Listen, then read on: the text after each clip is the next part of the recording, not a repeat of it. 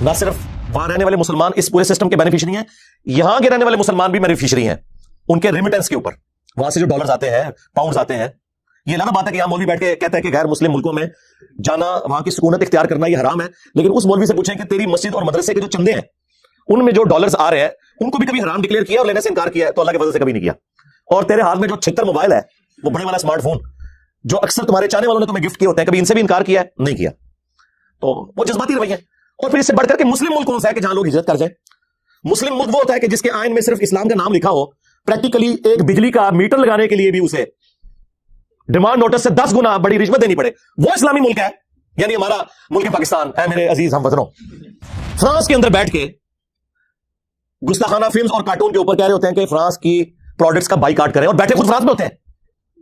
آؤ نا باہر سے واپس ادھر, ٹھیک ہے نا, پھر پتہ چلے گا. خود بینیفیشری ہو سسٹم کے, اور یہاں بیٹھ کے لوگوں کو کہہ رہے ہو کہ جا کے پاکستان کے بینکوں کو آگ لگا دو, پاکستان کی گاڑیوں کو آگ لگا دو. میں نے تو آج تک کوئی عاشق رسول نہیں دیکھا جو بسم اللہ الرحمن الرحیم پڑھ کے اپنے موٹر بائک کو آگ لگائے اور کہ لبیک یا رسول اللہ.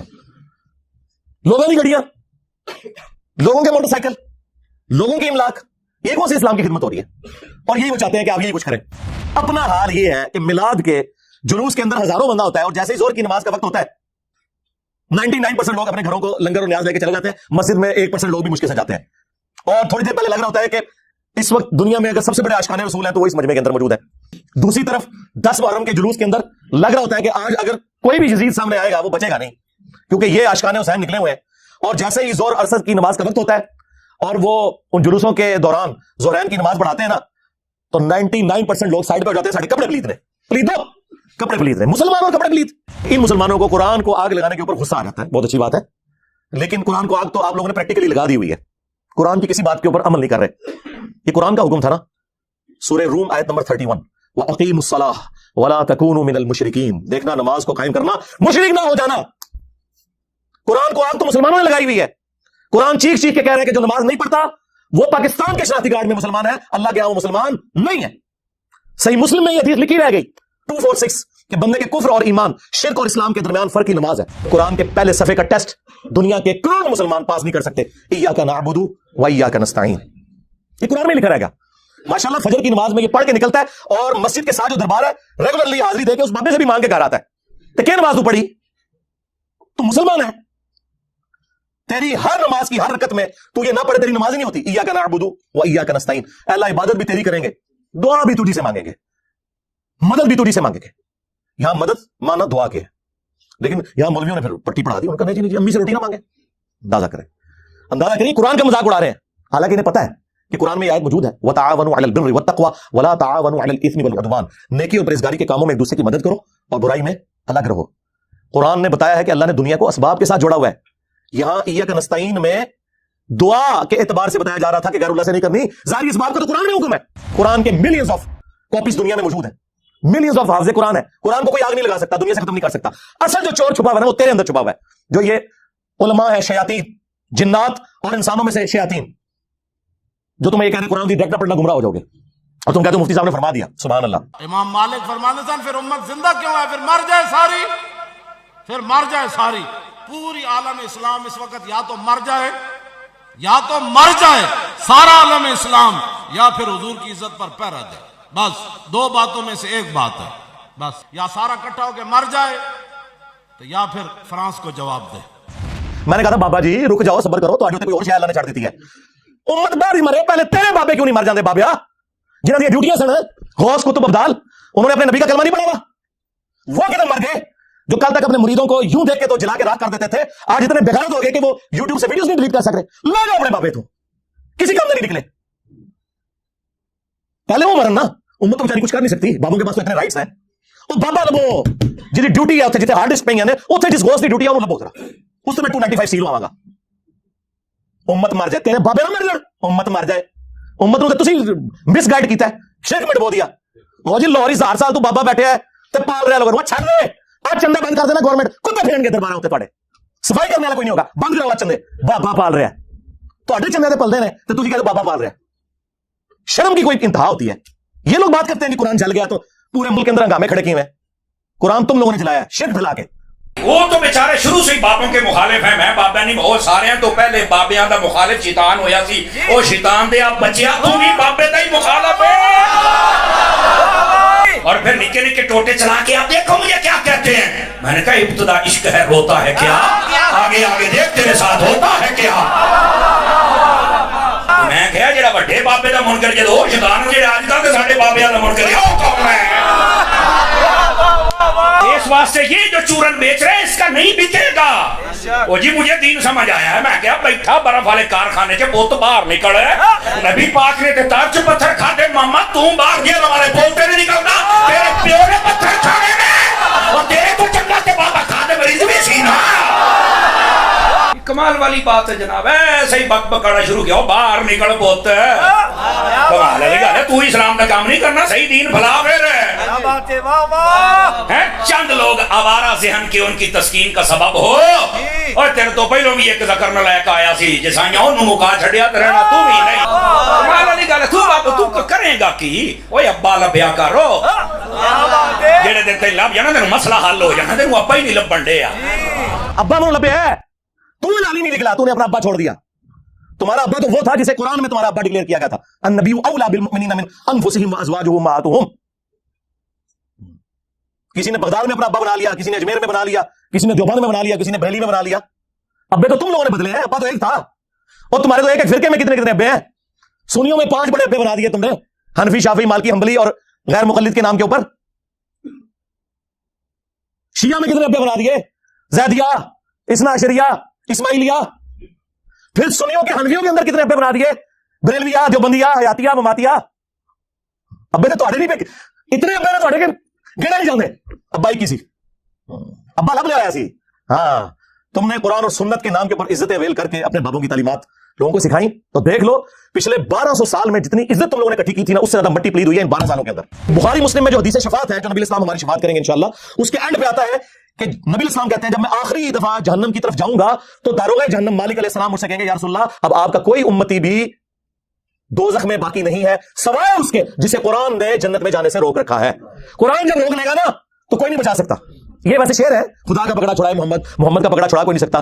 کتنا یہ ظلم کر رہے ہیں, اللہ اور رسول کا مقابلہ کروا رہے ہیں, نعوذ باللہ.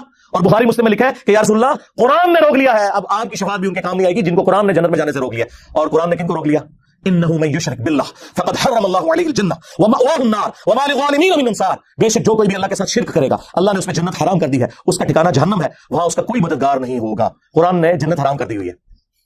حتیٰ کہ بخاری اور مسلم دونوں میں حدیث ہے اللہ نے ہر نبی کو ایک مقبول دعا دی تھی جو اس نے دنیا ہی میں کر لی, لیکن میں نے اپنی دعا چھپا کے رکھی ہے قیامت کے دن کے لیے, اور میری اس دعا سے میرے ہر امتی کو نفع پہنچے گا سوائے اس شخص کے کہ جس نے دنیا میں اللہ کے ساتھ کسی قسم کا شرک کیا ہوا.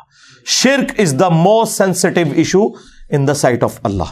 میں نے یہ موقع غنیمت جانا کہ میں مسلمانوں کے دماغ کے اوپر سٹرائک کروں کہ خدا کے لیے قرآن کو جو آگ لگی اس پہ جو آپ سیکھ پا رہے ہیں سب سے بڑے تو دشمن آپ لوگ ہیں جو جزدان میں قرآن کو لپیٹ کے, اور دیکھیں جو مہنگے والے قرآن ہوتے ہیں ترجمے والے ان کے اوپر لاب بھی چڑھا ہوتا ہے تاکہ تصور سے کہ میں اس کو اتنی دفعہ یوں کروں گا کھولے ہی نہ, وہ نہیں پڑھا رہے.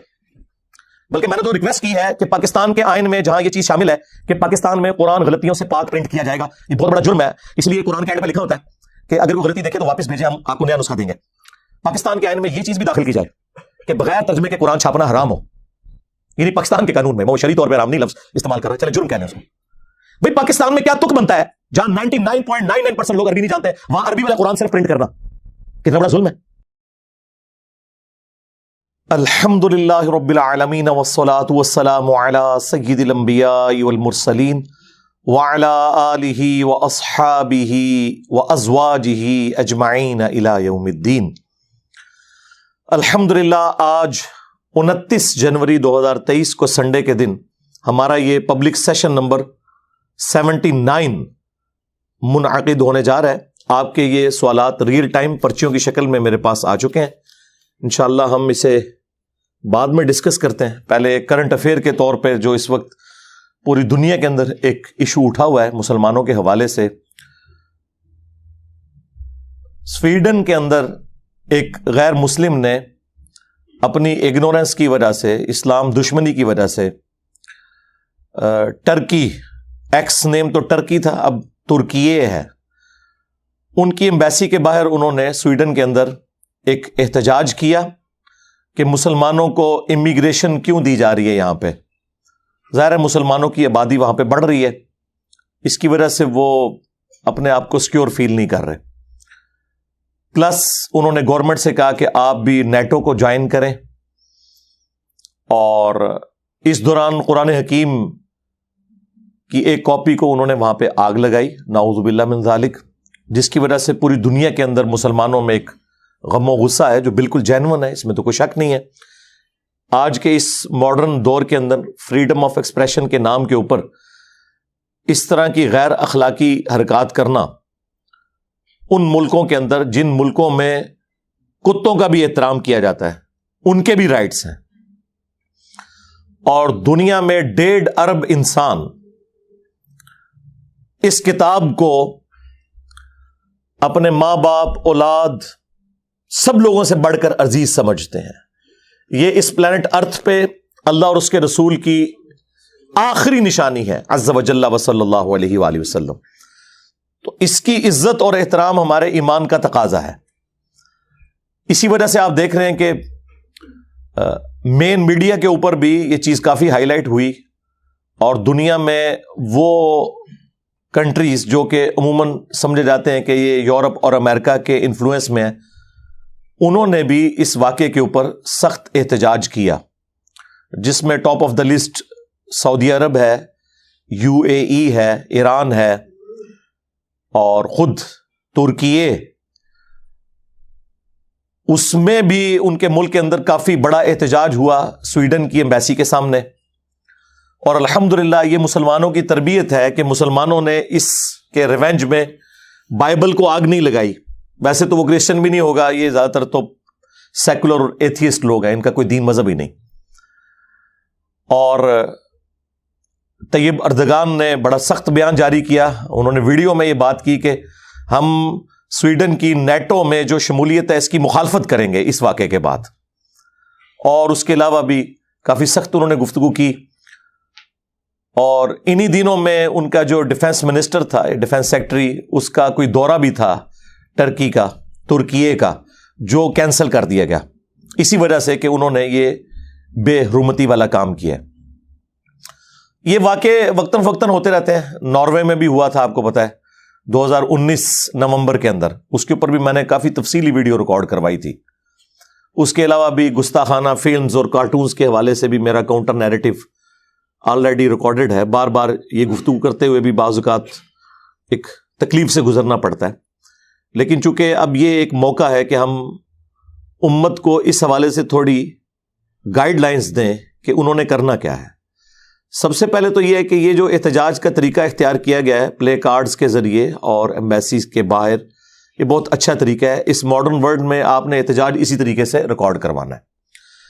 لیکن کسی کی گاڑی کو آگ لگا دینا, کسی بلڈنگ کے اوپر پتھراؤ کرنا, اور عام جو پولیس کے اہلکار ہیں جن کا کام سیکیورٹی کے اوپر ہے انہیں مارنا پیٹنا, یہ بالکل غیر اخلاقی حرکات ہیں.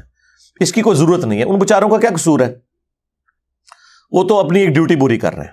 ظاہر ہے وہ گورنمنٹ کی غلط پالیسی ہے, اور دیکھیں بعد میں سویڈن کو احساس بھی ہوا ہے اور انہوں نے خود بھی مذمت کر دی. ایک طرف انہوں نے اجازت دی بھی, دوسری طرف مذمتی بیان بھی جاری کر دیا. تو انہیں احساس ہو گیا کہ یہ کام یعنی ایک لمٹ کو کراس کر گیا. بہرحال ایسے سارے مواقع کے اوپر کوئی ایسی ایکٹیویٹی پرفارم نہیں کرنی چاہیے جس کی وجہ سے ان کے اصل مقاصد پورے ہو جائیں. اصلی جو ان کا مقصد ہے وہ ہے مسلمانوں کی امیگریشن کے حقوق وہاں سے ختم کرنا. اس کے بعد وہ یہ چاہتے ہیں کہ چونکہ مسلمان وہاں پہ آتے ہیں اور ان کے ساتھ غیر مسلموں کا انٹریکشن ہوتا ہے, اس کی وجہ سے اسلام لوگ قبول بھی کرتے ہیں مسلمانوں کے اخلاق سے اور قرآن کی طاقت کی وجہ سے, جب انگریزی میں وہ ترجمہ پڑھتے ہیں. یہ ان کو ایک بڑا ایشو ہے, اور وہ یہ سمجھتے ہیں کہ کچھ عرصے بعد مسلمانوں کی تعداد یہاں پہ زیادہ ہو جائے گی. ٹرو ڈیموکریٹک ویلیوز کی وجہ سے کل کو مسلمانوں کی حکومت بھی آ سکتی ہے. اور میں نے کئی دفعہ عرض کیا ہے کہ Islam is the only practicing religion on the face of earth. اس پلانٹ ارتھ پہ اگر کوئی پریکٹسنگ ریلیجن ہے نا, وہ صرف اسلام ہے. باقی مذہب بھی چل رہے ہیں, سکھ بھی بڑے اسٹرانچ ہیں اپنے عقائد کے اندر, یہودی بھی بڑے اسٹرانچ ہیں, لیکن اتنے بڑے پیمانے کے اوپر پریکٹسنگ ریلیجن جس کے ماننے والے 1.5 ارب کے قریب 1.5 بلین لوگ ہوں, آج بھی اسی طریقے سے 5 وقت نماز پڑھی جاتی ہو پوری دنیا کے اندر, اور آج بھی وہ انٹرنیشنل گیدرنگ حج کی ہوتی ہو, آج بھی سارے مسلمان ایک ہی طرف رخ کر کے نماز پڑھتے ہوں, اب اتنے بڑے لیول کے اوپر اور کسی بھی مذہب کے فالوورز نہیں ہیں, اور نہ اتنی سختی سے کاربند اپنی تمام کمزوریوں کے باوجود. تو کوئی ایسی ایکٹیویٹی پرفارم نہیں ہونی چاہیے کہ وہاں پہ رہنے والے جو کاروباری لوگ ہیں, جنہیں وہاں پر کمائی کا ایک اچھا ذریعہ میسر ہے, وہاں پہ تو آپ کو پتہ ہے رول آف لا ہے, باہر کے لوگوں کو بھی وہ پورے مواقع دیتے ہیں. نہ صرف وہاں رہنے والے مسلمان اس پورے سسٹم کے بینیفیشری ہیں, یہاں کے رہنے والے مسلمان بھی بینیفیشری ہیں ان کے ریمیٹنس کے اوپر. وہاں سے جو ڈالرز آتے ہیں, پاؤنڈز آتے ہیں, یہ علیحدہ بات ہے کہ یہاں مولوی بیٹھ کے کہتا ہے کہ غیر مسلم ملکوں میں جانا, وہاں کی سکونت اختیار کرنا یہ حرام ہے, لیکن اس مولوی سے پوچھیں کہ تیری مسجد اور مدرسے کے جو چندے ہیں ان میں جو ڈالرز آ رہے ہیں ان کو بھی کبھی حرام ڈکلیئر کیا اور لینے سے انکار کیا ہے؟ تو اللہ کے فضل سے کبھی نہیں کیا. اور تیرے ہاتھ میں جو 76 موبائل ہے, وہ بڑے والا اسمارٹ فون جو اکثر تمہارے چاہنے والوں نے تمہیں گفٹ کیے ہوتے ہیں, کبھی ان سے بھی انکار کیا ہے؟ نہیں کیا. تو وہ جذباتی رویے ہیں. اور پھر اس سے بڑھ کر کے مسلم ملک کون سا ہے کہ جہاں لوگ ہجرت کر جائیں؟ مسلم ملک وہ ہوتا ہے کہ جس کے آئین میں صرف اسلام کا نام لکھا ہو, پریکٹیکلی ایک بجلی کا میٹر لگانے کے لیے بھی اسے ڈیمانڈ نوٹس سے 10 گنا بڑی رشوت دینی پڑے. وہ اسلامی ملک ہے, یعنی ہمارا ملک پاکستان. اے میرے عزیز ہم وطنوں, ہر معاملے میں آپ کو ٹیڑھے طریقے سے رشوت کے ذریعے چلنا پڑے, جہاں کی عدلیہ 20 سال تک انصاف نہ دے سکے, قیدیوں کے مرنے کے بعد یہ پتا چلے کہ وہ بے گناہ تھے. وہ اسلامی ملک ہیں, یعنی کہ پاکستان یا وہ اسلامی ملک ہیں کہ جہاں پہ فریڈم آف ایکسپریشن ہے, اور وہاں پہ تمام مذاہب کے لوگ آزادی کے ساتھ امن کی زندگی گزار رہے ہیں. حتیٰ کہ جو سو کالڈ اسلامک ملک ہیں, پاکستان, سعودیہ, ایران, وہاں پہ بھی جو دینی طبقہ ہے مسلمانوں کے, انہوں نے بھی اگر پناہ لینی ہوتی ہے تو یورپ اور امریکہ میں جاتے ہیں. تو مجھے بتائیں اسلامی ملک پھر یہ ہیں کہ وہ ہیں؟ خالی نام لگانے سے بات کیا کریں جی. غیر مسلم ملکوں میں ہمیں تو غیر مسلم ملک وہی نظر آ رہے ہیں کہ جہاں صرف نام اسلام والا ہے, کام سارے غیر مسلموں والے ہیں. اور اصل میں مسلم ملک وہ ہیں کہ جن کا نام غیر مسلموں والا ہے, کام میجورٹی اسلام والے ہیں. جس دین میں عدل نہ ہو, قرآن میں اللہ تعالیٰ نے جگہ جگہ یہ چیز نازل فرمائی ہے کہ اللہ تعالیٰ نے کتابیں اور انبیاء ایک مقصد کے لیے بھیجے ہیں کہ دنیا کو عدل و انصاف سے بھرنا ہے. عدل کے اندر ہی ہر چیز آ جاتی ہے, حقوق اللہ بھی, حقوق العباد بھی. یہ بھی عدل کا تقاضا ہے نا کہ اللہ کا حق آپ کسی اور کو نہ دیں. توحید عدل ہے نا, ماں باپ کے حقوق عدل ہے, بیوی بچوں کے ساتھ حسن سلوک کرنا عدل ہے, کسی کو دھوکہ نہ دینا یہ عدل ہے. اور عدل و انصاف کا حالیہ آپ کے سامنے ہے اس ملک کے اندر. تو یہ اسلامی غیر اسلامی ملک ان چکروں سے باہر نکلے, خدا کے لیے کوئی ایسی ایکٹیویٹی پرفارم نہ کریں. فرانس کے اندر بیٹھ کے گستاخانہ فلمز اور کارٹون کے اوپر کہہ رہے ہوتے ہیں کہ فرانس کی پروڈکٹس کا بائیکاٹ کریں, اور بیٹھے خود فرانس میں ہوتے ہیں. آؤ نا باہر سے واپس ادھر, ٹھیک ہے نا, پھر پتہ چلے گا. خود بینیفیشری ہو سسٹم کے, اور یہاں بیٹھ کے لوگوں کو کہہ رہے ہو کہ جا کے پاکستان کے بینکوں کو آگ لگا دو, پاکستان کی گاڑیوں کو آگ لگا دو. میں نے تو آج تک کوئی عاشق رسول نہیں دیکھا جو بسم اللہ الرحمن الرحیم پڑھ کے اپنے موٹر بائک کو آگ لگائے اور کہ لبیک یا رسول اللہ. لوگوں کی گاڑیاں, لوگوں کے موٹر سائیکل, لوگوں کی املاک, یہ کون سی اسلام کی خدمت ہو رہی ہے؟ اور یہی وہ چاہتے ہیں کہ آپ یہی کچھ کریں. اور میرے خیال ہے جو ان کے مقاصد ہیں وہ مسلمان بڑے اچھے طریقے سے پورے کر رہے ہیں. اپنا حال یہ ہے کہ میلاد کے جلوس کے اندر ہزاروں بندہ ہوتا ہے, اور جیسے ہی زور کی نماز کا وقت ہوتا ہے 99% لوگ اپنے گھروں کو لنگر اور نیاز لے کے چلے جاتے ہیں. مسجد میں 1% لوگ بھی مشکل سے جاتے ہیں. اور تھوڑی دیر پہلے لگ رہا ہوتا ہے کہ اس وقت دنیا میں اگر سب سے بڑے عاشقان رسول ہیں تو وہ اس مجمع کے اندر موجود ہیں. دوسری طرف 10 محرم کے جلوس کے اندر لگ رہا ہوتا ہے کہ آج اگر کوئی بھی یزید سامنے آئے گا وہ بچے گا نہیں, کیونکہ یہ عاشقان حسین نکلے ہوئے ہیں. اور جیسے ہی ظہر اور عصر کی نماز کا وقت ہوتا ہے اور وہ ان جلوسوں کے دوران ظہرین کی نماز پڑھاتے ہیں نا, تو 99% لوگ سائڈ پہ ہو جاتے ہیں. ساڑھے کپڑے پلید نے, پلید دو کپڑے پلید نے, مسلمان اور کپڑے پلید, اور چند لوگ آپ کو نماز پڑھتے ہوئے نظر آئیں گے. یہ پریکٹیکلی مسلمانوں کی حالت ہے. اور ان مسلمانوں کو قرآن کو آگ لگانے کے اوپر غصہ آ جاتا ہے. بہت اچھی بات ہے, لیکن قرآن کو آگ تو آپ لوگوں نے پریکٹیکلی لگا دی ہوئی ہے. قرآن کی کسی بات کے اوپر عمل نہیں کر رہے. یہ قرآن کا حکم تھا نا. سورہ روم آیت نمبر 31, وَأَقِيمُوا الصَّلَاةَ وَلَا تَكُونُوا مِنَ الْمُشْرِكِينَ. دیکھنا, نماز کو قائم کرنا, مشرک نہ ہو جانا. قرآن کو آگ تو مسلمانوں نے لگائی ہوئی ہے. قرآن چیخ چیخ کے کہہ رہا ہے کہ جو نماز نہیں پڑھتا وہ پاکستان کے شناختی کارڈ میں مسلمان ہے, اللہ کے ہاں وہ مسلمان نہیں ہے. صحیح مسلم میں یہ حدیث لکھی رہ گئی 246 کہ بندے کے کفر اور ایمان, شرک اور اسلام کے درمیان فرق ہی نماز ہے. یہ حدیث مسلم میں ہی لکھی رہ گئی کہ ابن مسعود رضی اللہ تعالیٰ عنہ کہتے ہیں کہ جماعت کے ساتھ نماز پڑھنا یہ سنت خدا ہے, یہ تمہارے نبی کی وہ سنت ہے جو اللہ نے انہیں عطا کی. اگر اسے چھوڑ دو گے تو برباد ہو جاؤ گے.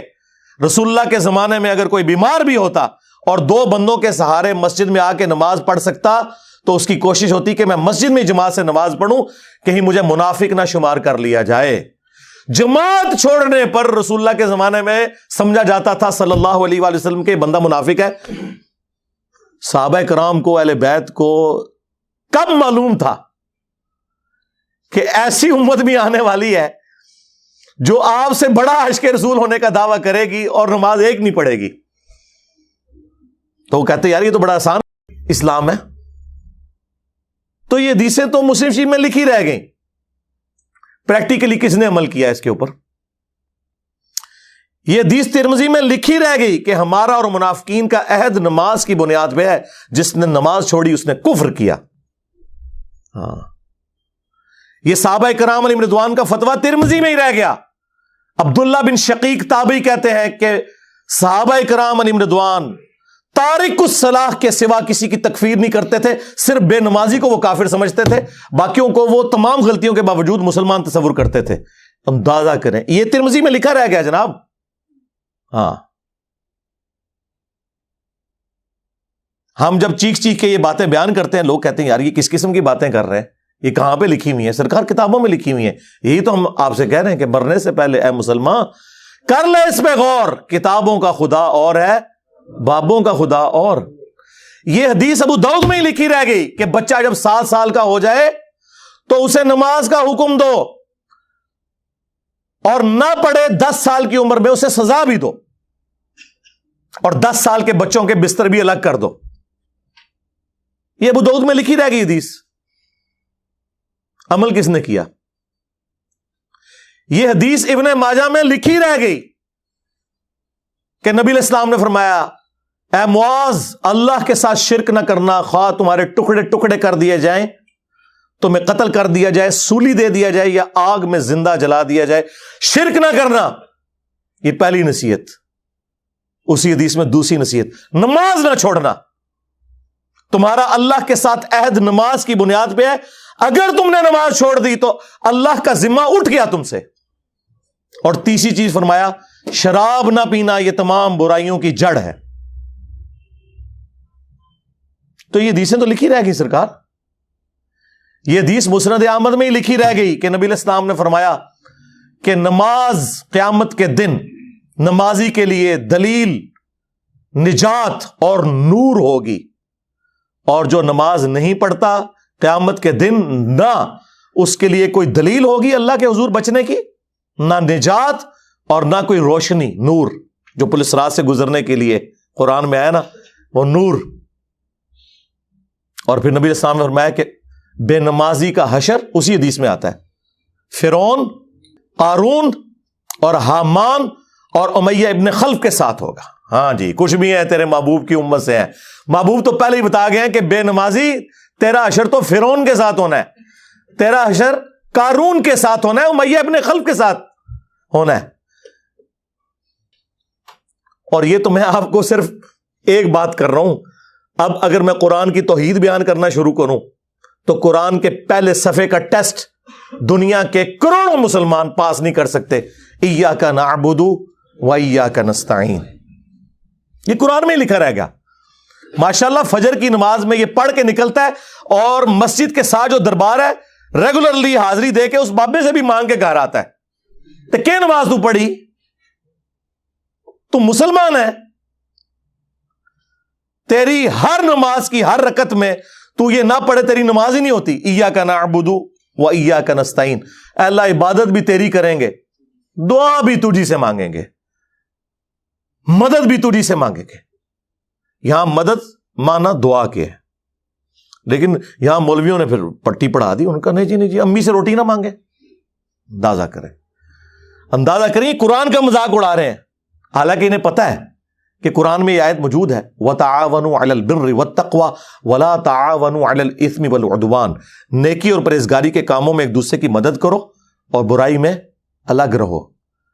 قرآن نے بتایا ہے کہ اللہ نے دنیا کو اسباب کے ساتھ جوڑا ہوا ہے. یہاں ایاک نستعین میں دعا کے اعتبار سے بتایا جا رہا تھا کہ غیر اللہ سے نہیں کرنی. ظاہری اسباب کا تو قرآن میں حکم ہے، لیکن دیکھ لیں.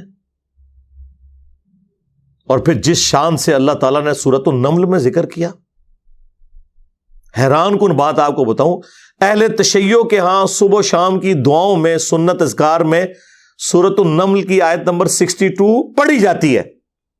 ترجمہ نہیں کبھی کسی نے پڑھا. اور ہمارے جن اسٹوڈنٹس نے پڑھا جو شیعہ مکتب سے تعلق رکھتے تھے، کیونکہ میں نے اس آیت کو اتنی دفعہ کوٹ کیا، انہوں نے کہا ہم تو یہ صبح شام پڑھتے ہیں، ترجمہ پڑھا تو انہوں نے کہا یار یہ آیت پڑھ کے بھی سب سے زیادہ شرک ہم کر رہے تھے. کیونکہ اس آیت کے اندر کیا لکھا ہے؟ اَمَّن يُجِيبُ الْمُضْطَرَّ إِذَا دَعَاهُ، بھلا بتاؤ کون ہے جو تکلیف میں گھرے ہوئے شخص کی فریاد کو سنتا ہے، وَيَكْشِفُ السُّوءَ، اور اس سے اس کی برائی کو تکلیف کو دور کر دیتا ہے، وَيَجْعَلُكُمْ خُلَفَاءَ الْأَرْضِ، اور تمہیں اگلوں کا خلیفہ کرتا ہے زمین پر، تمہارے ماں باپ کے مرنے کے بعد تمہارے مرنے کے بعد تمہاری اولاد کو. اِلَٰهٌ مَّعَ اللَّهِ، کیا اللہ کے ساتھ کوئی اور معبود بھی ہے؟ قَلِيلًا مَّا تَذَكَّرُونَ، لیکن بہت کم ہی تم نصیحت حاصل کرتے ہو. بالکل صدق اللہ العظیم، بہت کم لوگوں نے نصیحت حاصل کی. اس آیت میں کلیئر کٹ لکھا ہے کہ جو اللہ کے سوا کسی اور سے دعا کرتا ہے گویا وہ اسے خدا بنائے ہوئے ہے. یا علی مدد کا مطلب سادہ نہیں ہے، اس کا مطلب ہے کہ آپ نے مولا علی کو اللہ کے مقابلے پر خدا تصور کر لیا. نہیں جی ہم تو انہیں اللہ کا بندہ مانتے ہیں. نہیں جناب، قرآن تو یہ کہتا ہے کہ اللہ کا بندہ مان کے یا بغیر بندہ مان کے. جب تمہارا یہ عقیدہ ہے کہ اللہ کے سوا کوئی تمہاری تکلیف دور کر سکتا ہے، جی پیچھے اللہ ہی ہے. اچھا اللہ پیچھے رکھنے ہنستے؟ یہ دیکھیں حدیث میں لکھا ہوا ہے نماز کا طریقہ. اور نہیں جی ہمارے امام صاحب نے بھی تو وہی کچھ بتایا نا، پیچھے تھے اتنے بھی نبی علیہ السلام نے. نبی علیہ السلام پیچھے رکھنے کے لیے؟ میرے نبی سا ہے ہی کوئی نہیں، تیرے بابے تھے شاہ ہی کوئی نہیں. اللہ پیچھے، رسول پیچھے، آگے تمہارے بابے. عزتیں اویل کی ہیں تم نے اللہ اور اس کے رسول کے نام کے اوپر، چندے کھائے ہیں تم نے رسول اللہ کے نام کے اوپر صلی اللہ علیہ وآلہ وسلم، سواریاں سوار کی ہیں تم نے مکے اور مدینے کے نام کے اوپر، اور غداری کی ہے اپنے دین کے ساتھ. ممبروں پہ چڑھ کے کہتے ہو قرآن و حدیث ڈائریکٹ نہ پڑھنا گمراہ ہو جاؤ گے. واہ، یہ کوئی یہودی یا نصرانی آ کے بات کرے ہم منہ توڑ دیں. جس طرح آج آگ لگانے کے اوپر قرآن کو ہمیں کتنا غصہ چڑھا ہوا ہے. تیرا مفتی ہر جمعے کو کھڑا ہو کے کہ قرآن اور بخاری ڈائریکٹ نہ پڑھنا گمراہ ہو جاؤ گے. آگ تو یہ لگا رہا ہے، وہ آگ تو ایک دن تھی، اس سے کوئی فرق نہیں پڑا. قرآن کے ملینز آف کاپیز دنیا میں موجود ہیں، ملینز آف حافظ قرآن ہے. قرآن کو کوئی آگ نہیں لگا سکتا، دنیا سے ختم نہیں کر سکتا. اصل جو چور چھپا ہوا ہے وہ تیرے اندر چھپا ہوا ہے. جو یہ علماء ہے شیاطین जिन्नात और इंसानों में से शयातीन, जो तुम्हें ये कहने कुरान जी डायरेक्ट ना पढ़ना गुमराह हो जाओगे, और तुम कहते हो मुफ्ती साहब ने फरमा दिया। सुभान अल्लाह। दुनिया में अगर कोई मुफ्ती साहब लंबी दाढ़ी और पगड़ी और हाथ में तस्बीह के साथ आपको कोई 2 नंबर चीज दे दें, आप एक इस्त्री खरीदने के लिए जाएं अपने कपड़े करने के लिए, और उस पर जाली मोहर लगा के वो बंदा आपको वो इस्त्री दे दे, और आपको बाद में पता चल जाए इसने धोखा किया है, तो आप क्या कहेंगे? मुफ्ती साहब ने फरमा दिया इस्त्री शरीफ।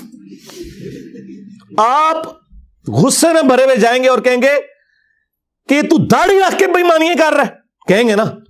तो ये दाढ़ी वाले जो मौलवी मेंबरों पे चढ़े हुए झूठ सिखा रहे हैं आपको, इनको कभी आपने कहा नहीं? आप फर्क देख लें, जहां आपकी दुनिया का नुकसान होता है ना आपको मुफ्ती की दाढ़ी नजर आती है। हो सकता है आप जाके आग लगा दें उसकी दाढ़ी कोई, लेकिन जहां आपका दीन का नुकसान हो रहा है आप कहते हैं मुफ्ती साहब ने फरमा दिया।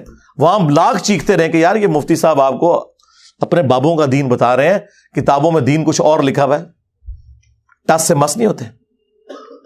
तो ये कुरान की तौहीद का टेस्ट नहीं थे पास कर रहे। एक जाहिल से जाहिल मुसलमान को भी ये बात समझ आनी चाहिए कि बारिश कौन बरसाता है? अल्लाह। ड्यूटी किसकी है? फरिश्तों की। क्या हम बारिश फरिश्तों से मांगेंगे या अल्लाह से? तो बात खत्म हो गई। जी ड्यूटियां लाइया ने जी बाबियां दियां, और छड़ दे ड्यूटियां लाइया ने। किधर मर गए हो बाबे कि आज हजारों एकड़ के ऊपर यूट्यूब की जो हार्ड डिस्क रखी हुई है उनके ऊपर रसूलुल्लाह के खिलाफ गुस्ताखाना वीडियोस रखी हुई है। बाबा किधर मर गए? निगाह मार के क्यों नहीं डिलीट करवाते? ओए बाबा जी कहा करते थे ना जी उम्मत मर जाए, इमाम मालिक फरमाते ने कि हुजूर दी गुस्ताखियां हो रही ने और उम्मत जिंदा है, बदला नहीं लेंदी। इमाम मालिक फरमाते थे फिर उम्मत जिंदा क्यों है? फिर मर जाए सारी, फिर मर जाए सारी। पूरी आलम इस्लाम इस वक्त या तो मर जाए, या तो मर जाए सारा आलम इस्लाम, या फिर हुजूर की इज्जत पर पैरा दे। बस 2 बातों में से एक बात है, बस या सारा इकट्ठा होकर मर जाए तो या फिर फ्रांस को जवाब दे। मैंने कहा था बाबा जी रुक जाओ, सबर करो, तो आडे उत्ते कोई और शायद अल्लाह ने छड़ दी है।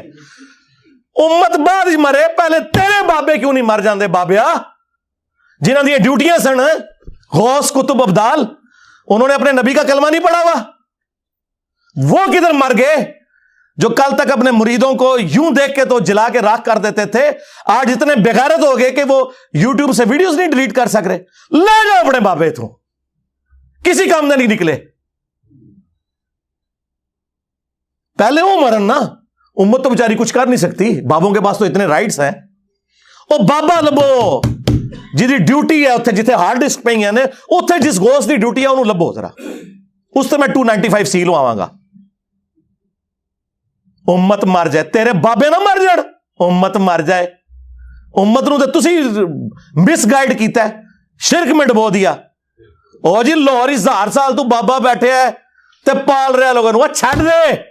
आज चंदे बंद कर देना गवर्नमेंट, कुत्ते फिरनगे दरबारा उत्ते तुहाडे, सफाई करने वाला कोई नहीं होगा। बंद कराओ आज चंदे, बाबा पाल रहा है।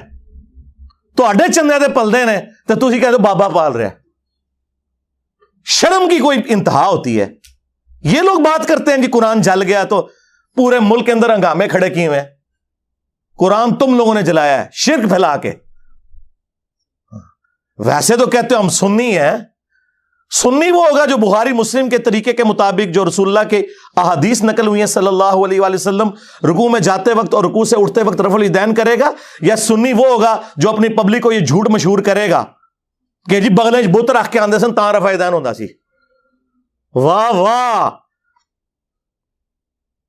जिस शख्सियत के साथियों में सैयदुना उमर, सैयदुना हमजा, सैयदुना अली जैसे दलेर और अल्लाह के शेर हों, उत्थे लोग बुत रख के हुजूर दे पीछे आगे खलोंदे सर। अब गल करने ली करो कोई, सब कुछ झूठ निकलिया तुहाडा। कुरान को आग लग गई, तुसी लाइए कुरान को आग। आप लोग दुश्मन है इस्लाम के।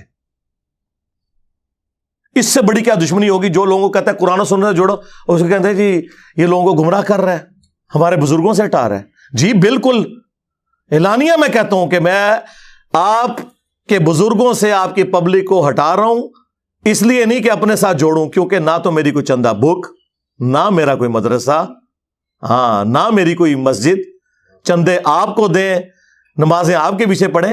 ہم توڑ رہے اس لیے نہیں ہے, آپ کے بزرگ ویسے اس لیے توڑتے تھے کہ کسی سے توڑ کے اپنے ساتھ جوڑیں.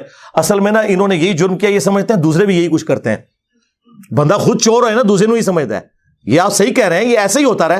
لیکن آج جو شخص آپ پہ اللہ تعالیٰ نے مسلط کیا ہے نا, یہ شخص آپ کے بزرگوں سے توڑ کے اپنے ساتھ نہیں جوڑ رہا, یہ اس کے ساتھ جوڑ رہا ہے جس کی قبر مدینے میں ہے. صلی اللہ علیہ وآلہ وسلم. صلو علی محمد وآل محمد, اللہم صلی علی محمد وعلی آل محمد. النبی اولا بالمؤمنین من انفسہم وازواجہ امہاتہم. یہ نبی مومنین کی جانوں سے بڑھ کے ان پہ حق رکھتے ہیں, اور نبی کی بیویاں امت کی مائیں ہیں, اور نبی امت کے روحانی باپ. ہم تو اس شخصیت کے ساتھ جوڑ رہے ہیں. جی تنو اپنا ابا نہیں لبدا, وہ تو بیچارے شروع سے ہی بابوں کے مخالف ہیں. میں بابا نہیں, بہت سارے ہیں. تو پہلے بابیاں دا مخالف شیطان ہویا سی, او شیطان دے آپ بچیا تو بھی بابے دا ہی مخالف ہے. اور پھر نکے نکے ٹوٹے چلا کے آپ دیکھو مجھے کیا کہتے ہیں. میں نے کہا ابتدا عشق ہے, روتا ہے کیا, آگے آگے دیکھ تیرے ساتھ ہوتا ہے کیا. میں کہا جڑا بڑے بابے دا منکر جدو شیطان جڑے آج کل کے ساڈے بابیاں دا منکر ہے وہ کون ہے. اس واسطے یہ جو چورن بیچ رہے ہیں اس کا نہیں بکے گا. وہ جی مجھے دین سمجھ آیا ہے. میں کیا بیٹھا برف والے کارخانے کے بوت باہر نکل ہے, نبی پاک نے تے ترچ پتھر کھاتے, ماما تم باہر گیا ہمارے بولتے نہیں نکلتا, تیرے پیو نے پتھر کھانے میں, اور تیرے کو چنگا تے بابا کھاتے مریض بھی سینا. کمال والی بات ہے جناب. ایسے ہی بک بکڑا شروع کیا, باہر نکل بوت. کمال ہے گا, تو اسلام کا کام نہیں کرنا, صحیح دین بھلا پھر چند لوگ آوارہ ذہن کے ان کی تسکین کا سبب ہو. اور تیرے تو پہلوں بھی ایک ذکر نہ لائق آیا سی جسائیاں انہوں مکا چھڑیا ترہنا تو بھی نہیں. کمال والی گا, تو بابا تو کریں گا کی, اوہ ابا لبیا کرو. جیڑے دن تے لب جانا تینوں مسئلہ حل ہو جانا, تینوں ابا ہی نہیں لبن دے. ابا منو لبے ہے, تو لالی نہیں نکلا, تو نے اپنا ابا چھوڑ دیا. تمہارا ابا تو وہ تھا جسے قرآن میں تمہارا ابا ڈکلیئر کیا گیا تھا, النبی اولا بالمؤمنین من انفسہم وازواجہ امہاتہم. کسی نے بغداد میں اپنا ابا بنا لیا, کسی نے اجمیر میں بنا لیا, کسی نے دیوبند میں بنا لیا, کسی نے بریلی میں بنا لیا. ابے تو تم لوگوں نے بدلے ہیں, ابا تو ایک تھا. اور تمہارے تو ایک ایک فرقے میں کتنے کتنے ابے ہیں. سنیوں میں 5 بڑے ابے بنا دیے تم نے, حنفی, شافعی, مالکی, حنبلی اور غیر مقلد کے نام کے اوپر. شیعہ میں کتنے ابے بنا دیے, زیدیہ, اثنا عشریہ, اسماعیلیہ. پھر سنیوں کے حنفیوں کے اندر کتنے ابے بنا دیے, بریلویہ, دیوبندیہ, حیاتیہ, مماتیہ. ابے تو تواڑے نہیں پہ, اتنے ابے نے تواڑے کے گیڑے نہیں جاندے. ابا ہی کسی ابا لب لے آیا سی. ہاں تم نے قرآن اور سنت کے نام کے اوپر عزتیں ویل کر کے اپنے بابوں کی تعلیمات لوگوں کو سکھائیں. تو دیکھ لو پچھلے 1200 سال میں جتنی عزت تم لوگوں نے اکٹھی کی تھی نا, اس سے زیادہ مٹی پلید ہوئی ہے ان 12 سالوں کے اندر. 12 صدیاں نہیں اللہ تعالیٰ نے لی ہیں مٹی پلید کرنے کے لیے. 12 سالوں کے اندر آج تمہارے بابوں کی میمز بن رہی ہیں, ہاں کارٹون بن رہے ہیں, چھوٹے چھوٹے بچے مذاق اڑا رہے ہیں. وہ بچے جن کے ابے یہ واقعات سن کے سبحان اللہ کہا کرتے تھے, اور بچے مذاق اڑا رہے ہیں. تو دیکھ لو یہ ذلت اور رسوائی, یہ ہر عروج کو زوال آتا ہے. یہ اللہ کی سنت ہے کہ 300 سال کی فرعونوں کی حکومت ایک ایسے شخص سے گرا دی کہ جس کی زبان میں بھی لکنت تھی, جس کی پرورش بھی اسی گھر میں ہوئی تھی. کون؟ موسیٰ بن عمران علیہ السلام. تو یہ اللہ تعالیٰ نے چننا ہوتا ہے کہ کس کے ذریعے اللہ تعالیٰ کون سا کام کروا دے. اور جی ساڑھے بزرگاں نے 90 لاکھ نو کلمہ پڑھا دے. چھڑ دیو, کلمہ تو تانوں بھی نہیں صحیح طریقے نال آندا, تجوید نال, نماز نہیں آتی, ترجمہ نہیں آتا. اچھا جی یہ دلیل ہے, جی دلیل ہے. تو سرکار ڈاکٹر ذاکر نائک نے اتنے ہندوؤں کو جو کلمہ پڑھایا ہے, تو پھر یہ بھی بزرگ ہوئے. نہیں وہ تو ہی گمراہ ہے. ہاں آیا نا داڑ تلے ہون. ہاں 90 لاکھ نو کلمہ پڑھایا. اور تواڈے بابیاں نے تے 90 لاکھ نو کلمہ پڑھایا جدوں 90 لاکھ دی آبادی کوئی نہیں سی. ہوں اپنے بابیاں نو کہو کہ ہوں ایک بندہ ایسا ہے جے جنہیں سارے بابیاں دے مننے والے نو انہاں تو تروڑ کے اس شخص سے جوڑ دیا جس کی قبر مدینے میں ہے صلی اللہ علیہ وآلہ وسلم. تے سب تو بڑا بابا آ گیا جے ہوں سامو اینو لو سامو آ گیا جے بابیاں دا بابا. اگر یہی کرائٹیریا ہے تو نہیں وہ اصل میں اللہ تعالیٰ چاہے تو فاسق سے بھی دین کا کام لے سکتا ہے. ہاں بالکل ہمارا بھی یہی عقیدہ ہے کہ بخاری مسلم میں حدیث ہے کہ فاسق سے بھی دین کا کام لیا جا سکتا ہے. لہذا کوئی دھونس نہ لگائے کہ کس نے کس کو کلمہ پڑھا ہے. آج جرمنی میں کتنے قادیانی ہیں جو کلمہ پڑھا کے غیر مسلموں کو اپنے زوم میں مسلمان کر رہے ہیں، حالانکہ وہ مسلمان نہیں قادیانی کر رہے ہیں. تو کیا وہ اس کو حق پہ ہونے کی دلیل کے طور پہ پیش کریں گے؟ بات کرنے والی کریں. جو کرائٹیریا آپ دوسرے کے ماننے کے لیے تیار نہیں اپنے لیے کیوں پیش کرتے ہیں؟ تو دشمنی کی آپ لوگوں نے قرآن کے ساتھ، سنت کے ساتھ. اور میں حیران ہوتا ہوں کہ قرآن حکیم وہ کتاب جو ہماری کتاب زندگی تھی، اس کے ساتھ انہوں نے کیسے کیسے متس مشہور کر دیں. بس صرف اس کا کام رہ گیا مردے بخشوانا جو ثابت ہی کوئی نہیں. قرآن کا کام رہ گیا ہے عدالتوں کے اندر قرآن پہ حلف دے کے جھوٹ بولنا. قرآن کا کام رہ گیا ہے کہ بچی کی شادی ہو تو نیچے سے اسے گزار دینا. یہ قرآن کا ٹوٹل کام یہ رہ گیا. قرآن اس لیے نازل ہوا تھا یار، ایک غیر مسلم بھی آپ کو خط لکھے نا، امیگریشن کے کاغذ آ جائے نا فرینچ کے اندر، انگلش کے اندر، اور آپ کو یہ زبانیں نہ آتی ہوں تو 10 بندے ڈھونڈتے پھرتے ہیں کہ یار بتاؤ کیا لکھا ہوا ہے. اور اللہ کی کتاب کبھی اس کو ترجمے سے پڑھنے کی کوشش ہی نہیں کی، جبکہ ہر فرقے کا ترجمہ موجود ہے. دیکھیں جھگڑا تب تھا جب آپ کہتے ہیں کہ انجینئر صاحب خود ترجمہ دے رہے ہیں. لوگ میرے بارے میں کہتے ہیں نا کہ یہ علماء سے دور کر رہا ہے. سرکار بالکل الٹ بات ہے، میں علماء کے آپ کو قریب کر رہا ہوں. لیکن مسئلہ یہ ہے کہ میں ایک عالم کے آپ کو قریب نہیں کرتا، میں کہتا ہوں سب کی بات سنو. ہاں وہ اس کو کہتے ہیں علماء سے دور کرنا. وہ کہتے ہیں صرف ہماری سنو. کیا میں نے کبھی کسی کو کہا کہ آپ میرا قرآن کا لکھا ہوا ترجمہ پڑھیں؟ نہ میں نے کوئی لکھ کے آپ کو دیا. میں نے ہمیشہ کہا کہ بریلوی ہو تو احمد بریلوی کا ترجمہ پڑھ لو. چاند ایک جگہ پہ اختلاف ہو سکتا ہے نا. ایاک نعبد و ایاک نستعین کا ترجمہ انہوں نے یا شیخ عبد القادر جیلانی مدد تو نہیں کیا ہوا. دیوبندی ہو اشری تھانوی کا ترجمہ پڑھ لو. کون سا دنیا کا دیوبندی عالم ہے انکلوڈنگ تقی عثمانی صاحب کے جو یہ دعویٰ کرے کہ میں اشری تھانوی سے بہتر قرآن جانتا ہوں؟ تو ہم تو کہتے ہیں کہ آپ ان بچوں سے نہ قرآن پڑھیں، ان کے بڑے بڑے ابوں سے پڑھیں. مجھ سے وہ ٹی ایل پی والے بھائی نے جب انٹرویو کیا کہ جی آپ اپنا استاد کسے مانتے ہیں، میں نے کہا مذہب بریلوی کو. میں نے ان سے پڑھا ہوا ہے، اگرچہ وہ 1921 میں فوت ہو گئے تھے، میں 1977 میں پیدا ہوا ہوں. لیکن یقیناً وہ قرآن کا ترجمہ کمائی کے لیے نہیں کر کے گئے تھے. انہیں تو عربی آتی تھی، ترجمہ انہوں نے کیا تھا میرے لیے. اردو تو مجھے آپ سے بھی زیادہ آتی ہے. جس طرح صحابہ کرام کو لکھنا پڑھنا نہیں آتا تھا لیکن ان کی زبان میں قرآن نازل ہوا تو انہیں ڈائریکٹ سمجھ آتا تھا. خیر میں نے تو بعد میں عربی بھی سیکھ لی ہے. عربی نہ بھی سیکھوں یا کوئی نہ بھی سیکھے، اردو زبان میں جب کر دیا تو ہم تو ڈائریکٹ احمد بریلوی سے ترجمہ پڑھ رہے ہیں، ہم ڈائریکٹ اشری تھانوی سے پڑھ رہے ہیں، ہم ڈائریکٹ جوناگڑھی سے پڑھ رہے ہیں، ہم شیعہ کے سید فرمان شاہ سے ترجمہ پڑھ رہے ہیں ڈائریکٹ. تو یہ شاہی کوئی نہیں. اور یہ آپ خود مانیں گے کہ آپ شاہی کوئی نہیں اپنے بڑے بابوں کے مقابلے پہ. تو یہ ترجمے انہوں نے کمائیوں کے لیے کیے تھے،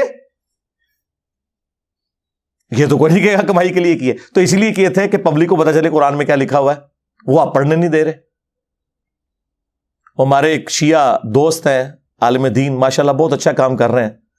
ان کا ایک جملہ گولڈن جملہ ہے. انہوں نے کہا کہ آج کوئی غیر مسلم آ کے آپ سے یہ کہے کہ میں مسلمان ہونا چاہتا ہوں یا ابھی ہوا ہوں، مجھے بتائیں میں نے اسلام کو اسٹڈی کرنا ہے کہ اسلام کی مجھ سے کیا ریکوائرمنٹ ہے، میرا خدا مجھ سے کیا چاہتا ہے، میرا اللہ مجھ سے کیا ڈیمانڈ کرتا ہے، تو آپ اسے کون سی کتاب پڑھنے کے لیے دیں گے؟ تو ساروں کا جواب یہ ہوگا جی قرآن پڑھنے کے لیے دیں گے. اور آگے سے وہ گورا یہ پوچھ لے کہ بھائی آپ نے بھی اسی قرآن کو پڑھ کے اپنے عقیدے صحیح کیے تھے؟ ہاں، تو منہ اڑ کے بیٹھ جاؤ گے. اس کا جواب یہ نہیں ہوگا کہ میں نے، میرے پرکھے جو بھی کسی نے نہیں قرآن ترجمے نال پڑھا ایسی اللہ دے فضل نال جدوں انہوں نے کلمہ پڑھیا ہوں تک کسی نے قرآن ترجمے نال نہیں سے پڑھا. اس کی وجہ میں آپ کو بتا دیتا ہوں، قرآن کا ترجمہ بمشکل 200-250 سال پہلے کیا ہے شاہ ولی اللہ دہلوی نے فارسی میں، اور اس وقت بھی کوئی پرنٹنگ پریس وغیرہ نہیں تھے، وہ چند لوگوں تک ہی پہنچا. ایکچولی اگر آپ دیکھیں تو ان 15-20 سالوں میں زیادہ ہوا ہے کہ سافٹ ویئر بنے عام بندوں کے ہاتھ میں ہے، ورنہ ترجمہ قرآن تو آپ کو مسجدوں میں نہیں ملتا تھا. او حافظ قرآن نے نہ ترجمہ پڑھا ہو تو اور کس نے پڑھنا ہے؟ حافظ بن کے نکلتے ہیں، حافظ نہیں حافظ. انہوں نے نہیں قرآن ترجمے سے پڑھا ہوا، اور کس نے پڑھنا ہے؟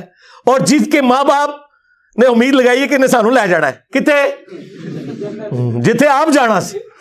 ہاں تراوی کے دنوں میں تھوڑی تھوڑی داڑھی بڑھا لیں گے تو جس طرح جناب عید آئے گی تو او پہ عید ہے داڑھی. اور کس لیے؟ پیسے کمانے کے لیے. مفت کون بنا دے تراویاں؟ ٹھیکے تو ہوں نے. ہاں یہ قرآن کے ساتھ آپ لوگ کر رہے ہیں. اور قرآن کیا کہہ رہا ہے؟ وَأُوحِيَ إِلَيَّ هَذَا الْقُرْآنُ لِأُنذِرَكُمْ بِهِ وَمَنْ بَلَغَ. اے نبی تم فرماؤ قرآن مجھے اللہ نے اس لیے وحی کیا تاکہ اس قرآن کے ذریعے میں تمہیں بھی تبلیغ کر دوں، اور جس تک یہ قرآن پہنچ جائے اس قرآن کے ذریعے تبلیغ کرے. قرآن تو یہ کہہ رہا ہے. قرآن تو کہہ رہا ہے وَلَقَدْ يَسَّرْنَا الْقُرْآنَ لِلذِّكْرِ فَهَلْ مِن مُدَّكِرٍ. ہم نے قرآن کو سمجھنے کے لیے آسان کر دیا، ہے کوئی نصیحت حاصل کرنے والا؟ قرآن تو یہ کہہ رہا ہے. قرآن تو کہہ رہا ہے فذکر بالقرآن من یخاف وعید. اے نبی قرآن کے ذریعے تبلیغ کریں ہر اس شخص کو جو اللہ کی دھمکی سے ڈرتا ہے. قرآن تو یہ کہہ رہا ہے. قرآن تو سورہ صاد میں کہہ رہا ہے کہ قرآن ہم نے اس لیے نازل کیا کہ اس سے لوگ نصیحت حاصل کریں، اس کی آیات میں تدبر کریں اور عقل مند لوگ اس سے نصیحت حاصل کریں. لیکن آپ لوگوں نے کیا کہا کہ قرآن کس لیے نازل ہوا ہے؟ مردے بخشوانے کے لیے. ہمارے محبوب صلی اللہ علیہ وآلہ وسلم کی پوری زندگی سینٹرڈ اراؤنڈ قرآن ہے. آپ کا انسٹرومنٹ آف دعوت قرآن ہے. وَأُوحِيَ إِلَيَّ هَذَا الْقُرْآنُ لِأُنذِرَكُمْ بِهِ وَمَنْ بَلَغَ. اے نبی تم فرماؤ قرآن مجھے اس لیے وحی کیا گیا تاکہ اس قرآن کے ذریعے میں تم تک بات پہنچاؤں جس تک بھی پہنچے. اور وہ دیکھیں کیسی پہنچائی ہے. صحیح مسلم میں یہ حدیث ہے، نبی علیہ السلام نے حجت الوداع کے موقع پر فرمایا تھا میں تم میں ایک چیز ایسی چھوڑ کے جا رہا ہوں جسے پکڑ لوگے کبھی گمراہ نہیں ہوگے، وہ اللہ کی کتاب ہے. اچھا حجت الوداع کا جو خطبہ مسلم شریف میں آیا نا اس میں صرف قرآن کا ذکر ہے، حدیث سنت کا ذکر نہیں ہے. کیونکہ سنت کو ماننا قرآن ہی کو تو ماننا ہے. قرآن نے نہیں کہا ہے نا من یطع الرسول فقد اطاع اللہ. جس نے رسول اللہ کی اطاعت کی اس نے اللہ کی اطاعت کی. ٹھیک ہے ایک حسن درجے کی روایت ہے حاکم کے اندر، قرآن اور سنت دو چیزیں. لیکن حجت الوداع کا جو خطبہ مسلم شریف میں آیا اس میں صرف قرآن کا ذکر ہے. لیکن وہ لکھی رہ گئی مسلم میں حدیث. یہ حدیث مسلم شریف میں ہی لکھی رہ گئی کہ اللہ تعالیٰ اس قرآن کی وجہ سے قوموں کو عروج دے گا اور زوال دے گا. وہ زمانے میں معزز تھے مسلمان ہو کر اور تم خوار ہوئے تارک قرآن ہو کر. یہ مسلم شریف میں حدیث لکھی رہ گئی جی. یہ مسلم میں ہی لکھی رہ گئی حدیث. القرآن حجت لک او علیک. قرآن قیامت کے دن یا تو تیرے حق میں گواہی دے گا یا تیرے خلاف گواہی دے گا جی. اور وہ خلاف جو گواہی ہے وہ قرآن میں آ گئی ہے. وہ صرف قرآن نہیں، صاحب قرآن بھی.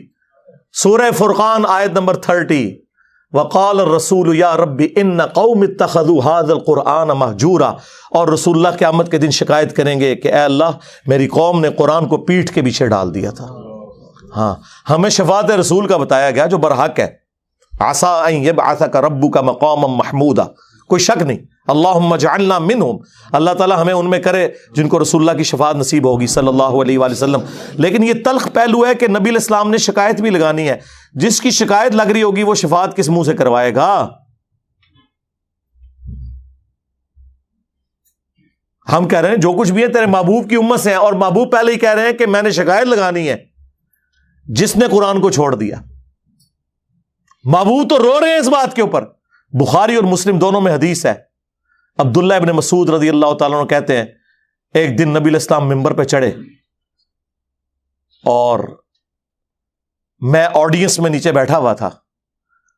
تو رسول اللہ نے کہا عبداللہ ہمارے قریب آؤ. میں قریب گیا. کہا عبداللہ ہمیں قرآن سناؤ. ان کا یا رسول اللہ قرآن تو آپ پہ نازل ہوا ہے. آپ نے فرمایا کہ مجھے دوسروں سے سن کے لطف آتا ہے. تو عبداللہ ابن مسعود کہتے ہیں کہ میں قرآن حکیم پڑھنا شروع کیا اور سورہ نساء کی میں نے تلاوت شروع کی. آپ شوق دیکھیں کہ سورہ نساء شروع کی انہوں نے 40 آیات پڑھ دی. نبی علیہ السلام ممبر پہ بیٹھے ہوئے ہیں اور وہ نیچے قرآن تلاوت کر رہے ہیں اور حضور اس کا لطف اٹھا رہے ہیں.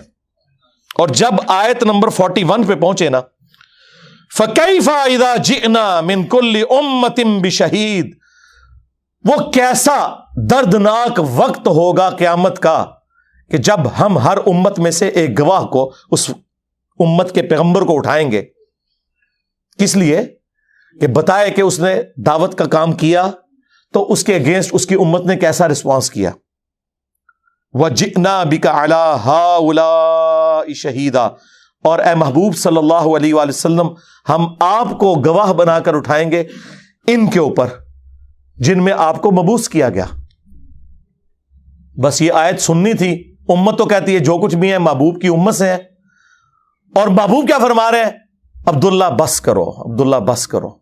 کہتے ہیں میں نے نگاہ اٹھا کے حضور کی طرف دیکھا تو آپ کی دونوں آنکھوں سے زارو قطار آنسو جاری تھے کہ مجھے اپنی امت کے خلاف قرآن کی اس آیت کے تحت گواہی دینی پڑے گی. حضور اس لیے رو رہے ہیں کہ مجھے گواہی دینی پڑے گی کہ میری امت نے قرآن کو چھوڑ دیا, میرے دین کو پس پش ڈال دیا, اور امت امید لگائی بیٹھی ہے حضور نے شفاعت کرنی ہے. آپ دیکھیں کتنا فرق ہے. بخاری مسلم دونوں میں حدیث ہے, نبی علیہ السلام نے فرمایا جو لوگ زکوٰۃ نہیں ادا کرتے اپنے مال کی, کان کھول کر سن لو, ایسا نہ ہو کہ قیامت والے دن کسی کی گردن پہ اس کی وہ بکری سوار ہو جو بکریوں کا ریوڑ اس نے رکھا ہوا ہے اور اس نے اس کی زکوٰۃ نہیں دی, اور وہ مجھے پکار رہا ہو اغثنی یا رسول اللہ, یا رسول اللہ میری مدد کیجئے, میں تمہارے کچھ کام نہیں آؤں گا, میں نے جو کچھ بتانا تھا دنیا میں تمہیں بتا دیا. آپ حیران ہوں گے, میٹرک میں جب میں پڑھتا تھا 1992 میں, تو بریلویوں کی ایک جماعت تھی انجمن طلباء اسلام ATI, ان کا جو بیج ہوتا تھا نا اس پہ لکھا ہوتا تھا اغثنی یا رسول اللہ. وہ سیدھا بھی ہوتا تھا, گول بھی ہوتا تھا, گرین کلر کا اور گولڈن رنگ کا, اغثنی یا رسول اللہ. کاش اس کے نیچے بخاری اور مسلم کی اس حدیث کا نمبر لکھا ہوتا جس کے اندر یہ جملہ آیا ہے. ہم تو اس کو لیتے تھے یا رسول اللہ ہماری مدد کرے, لیکن یہ جملہ تو نبی علیہ السلام نے امت کے لیے ٹونٹ کے طور پہ بولا ہوا ہے کہ تم تو مدد مانگو گے, میں نے تمہارے کام نہیں آنا. کیوں؟ اس حدیث میں الفاظ ہے میں نے تمہیں دنیا میں بتا دیا تھا, کہیں ایسا نہ ہو کہ کسی کی گردن پہ اس کی گائے سوار ہو جس کی اس نے زکوٰۃ نہیں دی, جب وہ گائے 40 کے عدد کو پہنچ جائے, یعنی عام گائے کی زکوٰۃ نہیں ہے, اور وہ چیخیں مارتا ہوا کہ اغثنی یا رسول اللہ, یا رسول اللہ میری مدد کرے, میں نے تمہیں دنیا میں اللہ کا پیغام پہنچا دیا تھا, میں تمہارے کچھ کام نہیں آؤں گا. پھر نبی علیہ السلام نے اونٹ کا سوار ہونے کا ذکر کیا. تو اندازہ کریں اللہ کے نبی علیہ السلام نے اپنی امت کو ایک ایک تفصیل کھول کر بیان کر دی ہے, کوئی قسم نہیں چھوڑی, کھول کھول کر باتیں بیان کر دی ہیں, کسی کو وہم بھی باقی نہ رہے.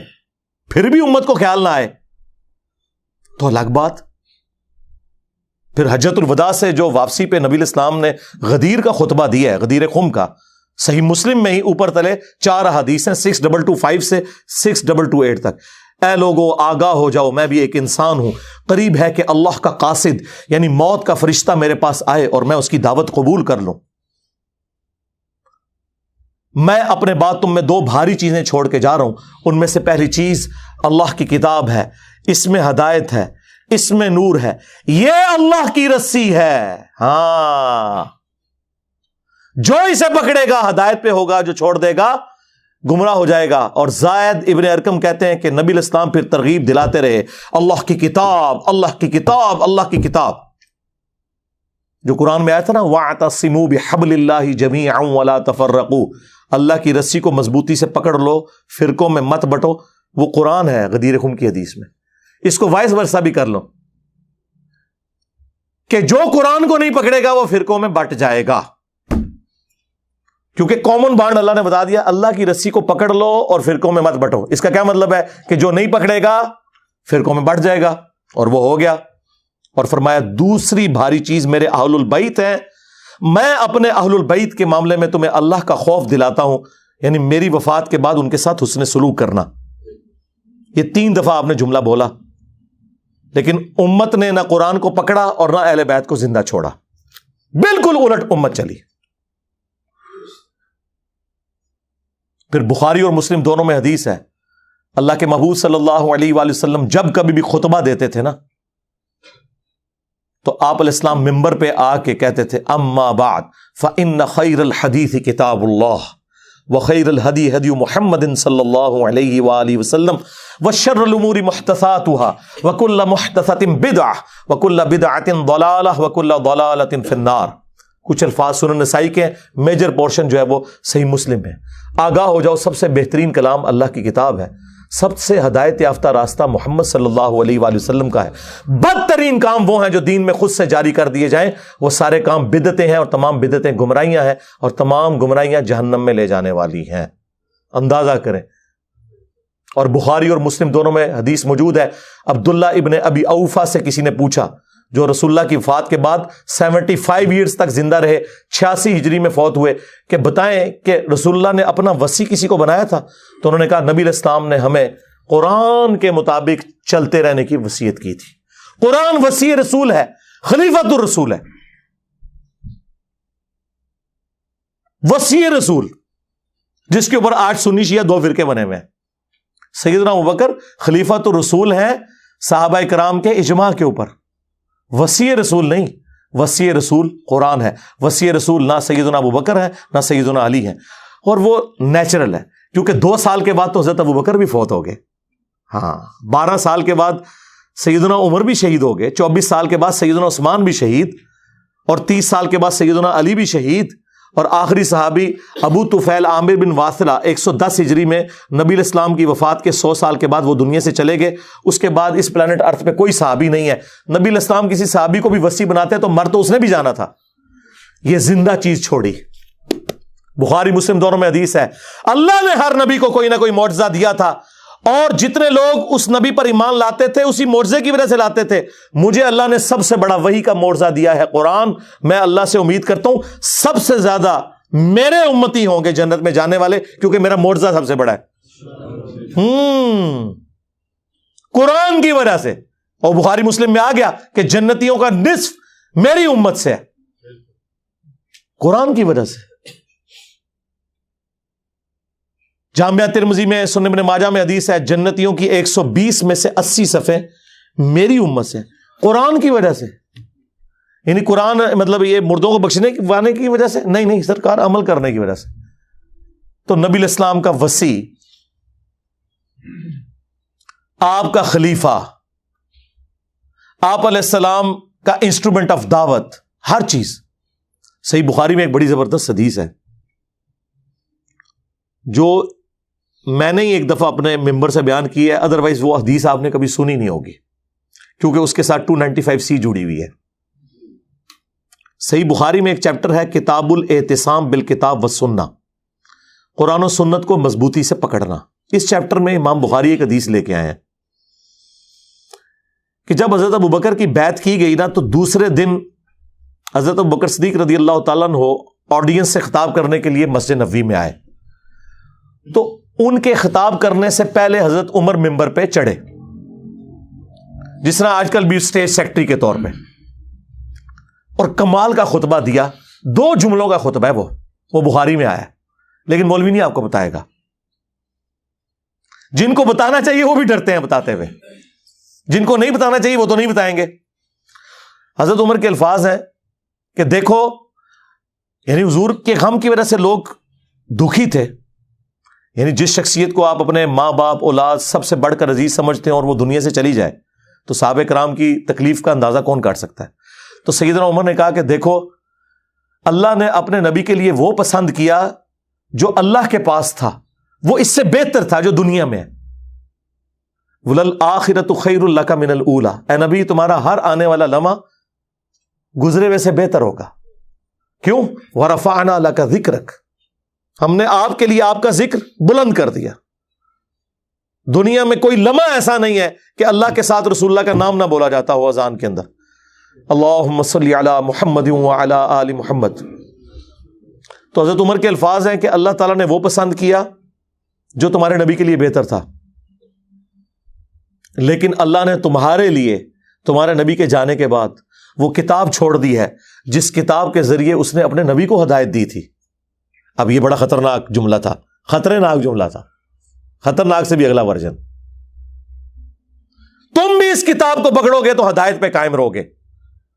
اور پھر اس جملے کو ریپیٹ کیا, اس کتاب کو کہ جس کتاب کو تمہارے نبی کی ہدایت کا ذریعہ بنایا. اچھا, اس کا یہ مطلب نہیں نعوذ باللہ کوئی رسول اللہ گمراہ تھے, نہیں. قرآن میں واضح آیت ہے ما ضل صاحبکم وما غوا, تمہارے نبی نہ کبھی بہکے ہیں نہ کبھی بہرا چلے ہیں. یہاں پہ بھی ضلہ کا لفظ آیا ہے. یہ کیا ہے جو قرآن حکیم میں اللہ تعالیٰ نے فرمایا ووجدک ضالا فہدی, اے نبی ہم نے آپ کو اپنی محبت میں خود رفتہ پایا اور ہدایت کے بلند ترین مرتبے پر پہنچا دیا. ضال کا مطلب گمراہی بھی ہوتا ہے, ضال کا مطلب کسی کی محبت میں ڈوبنا بھی ہوتا ہے. ان ابانا لفی ضلال مبین, حضرت یعقوب کے بیٹوں نے جو خود صحابی تھے اپنے باپ کے بارے میں کیا کہا تھا کہ ہمارے ابا جان تو یوسف کی محبت میں ڈوب چکے ہیں. اب وہاں ترجمہ آپ فی ضلال مبین کا یہ تو نہیں کرتے کہ ہمارے ابا گمراہ ہو چکے ہیں, وہ تو کافر ہو جاتے, اپنے پیغمبر ابے کو کہتے تو نہیں.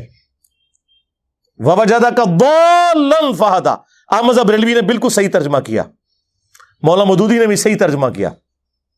اپنی محبت میں خود رفتہ پایا اور ہدایت کے اعلیٰ منزل کو پہنچا دیا. یہی مضمون سورہ شورا میں بھی ہے کہ ہم نے اس قرآن کے ذریعے اے نبی آپ کو اس اعلیٰ درجے پر پہنچایا. ما کنت تدری ما الکتاب ولا الایمان, اس قرآن کے نزول سے پہلے آپ نہ کتاب جانتے تھے نہ ایمان کی تفصیلات, بلکہ اللہ نے اس کو ہدایت اور نور کا ذریعہ بنایا. وَإِنَّكَ لَتَهْدِي إِلَىٰ صِرَاطٍ مُسْتَقِيمٍ, اور نبی بے شک اب آپ بھی لوگوں کو ہدایت کی طرف بلاتے ہیں. تو نبی علیہ السلام, وہ میں بتا رہا تھا خطبہ کیوں نہیں لوگ بیان کرتے تھے, اس میں جو حضرت عمر کا جملہ ہے نا کہ اللہ نے اس کتاب کے ذریعے تمہارے نبی کو ہدایت دی, تو اب اس کے لوگ ڈرتے تھے یار یہ تو کہیں گے نبی کو گمراہ مان رہے ہیں. بھائی تم ایکسپلین کرو, ہم نے بھی کر دیا. یہ کبھی بھی خطبہ بیان نہیں ہوا, اور یہ خطبہ صحیح بخاری میں لکھا ہوا ہے. حضرت عمر فاروق رضی اللہ تعالیٰ عنہ نے حضرت ابوبکر کی خلافت اسٹیبلش ہونے کے دوسرے دن خطبہ دیا. کمال کا خطبہ ہے. اور قرآن اتنا سٹرونگ ہے اس حوالے سے کہ بخاری مسلم میں جو حدیث شفاعت ہے, جو نبی علیہ السلام ہماری شفاعت کریں گے انشاءاللہ, اس کے اینڈ پہ آتا ہے کہ نبی علیہ السلام کہتے ہیں جب میں آخری دفعہ جہنم کی طرف جاؤں گا تو داروغہ جہنم مالک علیہ السلام مجھ سے کہیں گے یا رسول اللہ اب آپ کا کوئی امتی بھی دوزخ میں باقی نہیں ہے سوائے اس کے جسے قرآن نے جنت میں جانے سے روک رکھا ہے. قرآن جب روک لے گا نا تو کوئی نہیں بچا سکتا. یہ ویسے شعر ہے, خدا کا پکڑا چھڑائے محمد کا پکڑا چھڑا کوئی نہیں سکتا. کتنا یہ ظلم کر رہے ہیں, اللہ اور رسول کا مقابلہ کروا رہے ہیں, نعوذ باللہ. اور بخاری مسلم میں لکھا ہے کہ یا رسول اللہ قرآن نے روک لیا ہے, اب آپ کی شفاعت بھی ان کے کام نہیں آئے گی جن کو قرآن نے جنت میں جانے سے روک لیا ہے. اور قرآن نے کن کو روک لیا؟ انہ من یشرک باللہ فقد حرم اللہ علیہ الجنہ ومأواہ النار وما للظالمین من انصار. بے شک جو کوئی بھی اللہ کے ساتھ شرک کرے گا اللہ نے اس پہ جنت حرام کر دی ہے, اس کا ٹھکانہ جہنم ہے, وہاں اس کا کوئی مددگار نہیں ہوگا. قرآن نے جنت حرام کر دی ہوئی ہے. حتیٰ کہ بخاری اور مسلم دونوں میں حدیث ہے اللہ نے ہر نبی کو ایک مقبول دعا دی تھی جو اس نے دنیا ہی میں کر لی, لیکن میں نے اپنی دعا چھپا کے رکھی ہے قیامت کے دن کے لیے, اور میری اس دعا سے میرے ہر امتی کو نفع پہنچے گا سوائے اس شخص کے کہ جس نے دنیا میں اللہ کے ساتھ کسی قسم کا شرک کیا ہوا. شرک is the most sensitive issue in the sight of Allah. اور شرک اور نماز یہ دو سینسٹیو ٹاپکس ہیں. قرآن کی توہین وہی لوگ کر رہے ہیں اصل میں جو قرآن پڑھنے سے روک رہے ہیں, جس کی وجہ سے شرک پھیل رہا ہے, اور نماز سے کوسوں دور ہے کیونکہ انہوں نے قرآن تو پڑھا نہیں. انہیں پتا کیسے چلے کہ قرآن کا مسلمان اور ہے اور پاکستان کا مسلمان اور.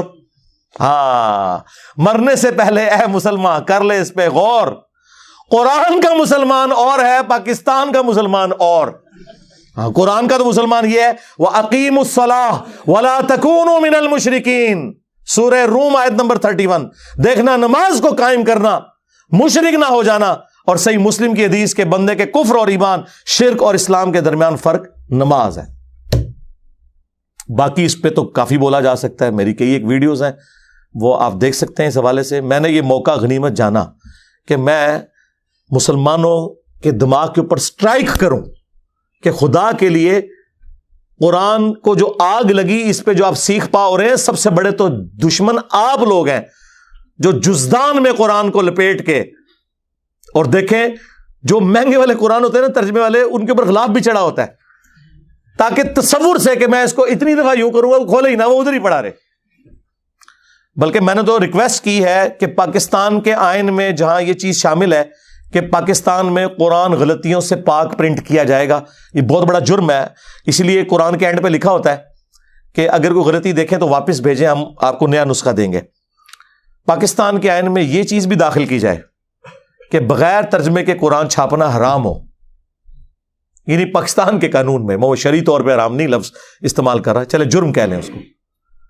بھئی پاکستان میں کیا تک بنتا ہے جہاں 99.99% لوگ عربی نہیں جانتے، وہاں عربی والا قرآن صرف پرنٹ کرنا کتنا بڑا ظلم ہے.